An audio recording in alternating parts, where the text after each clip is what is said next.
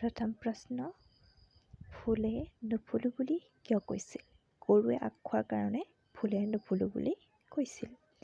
দ্বিতীয় প্ৰশ্ন, গৰুৱে কিয় ফুল খাইছিল?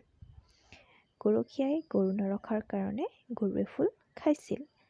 আৰু ক নম্বৰ প্ৰশ্নৰ উত্তৰ, গৰখীয়াই কিয় গৰু ৰখা নাছিল?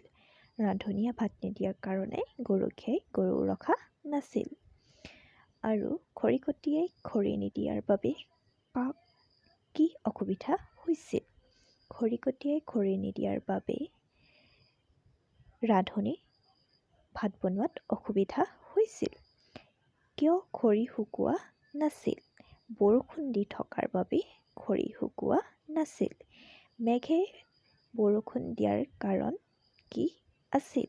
মেঘে বৰষুণ দিয়াৰ কাৰণ ভেকুলীয়ে তুৰতুৰাই থকাৰ কাৰণে মেঘে বৰষুণ দি আছিল। শেষত ভেকুলীয়ে কি ক'লে বাৰু? বোপা ককাৰ সহজ মইনো কিয় এৰিম বুলি ক'লে।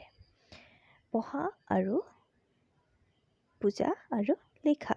গৰু ৰখে যি গৰখীয়া, খৰি কাটে যি খৰিকটীয়া, ভাত ৰান্ধে যিয়ে ৰান্ধনী, কবিতা লিখে যি কি বুলি কয়? কবিতা কিয় ক'লে? কবিয়ে লিখে, নহয় জানো? ছবি আঁকে কি? চিত্ৰকৰ, নহয় জানো?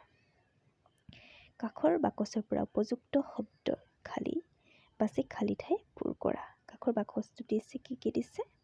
এইফালে দিছে তুৰতুৰাই, ভুকভুকাই, কুনকুনাই, কলকলাই, কুনকুনাই আৰু ফুচফুচাই।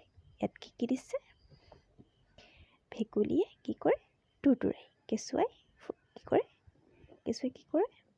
কেঁচুৱাই কলকলায়, নহয় জানো? আৰু কুকুৰে কি কয়? কুকুৰে কৰে ভুকভুকাই। মৌমাখিয়ে ভুনভুনাই, মহে কুনকুনাই, সাপে ফুচফুচাই, নহয় জানো? এতিয়া আহি গ'ল বিপৰীত লিংগ বুজোৱা শব্দ লিখা।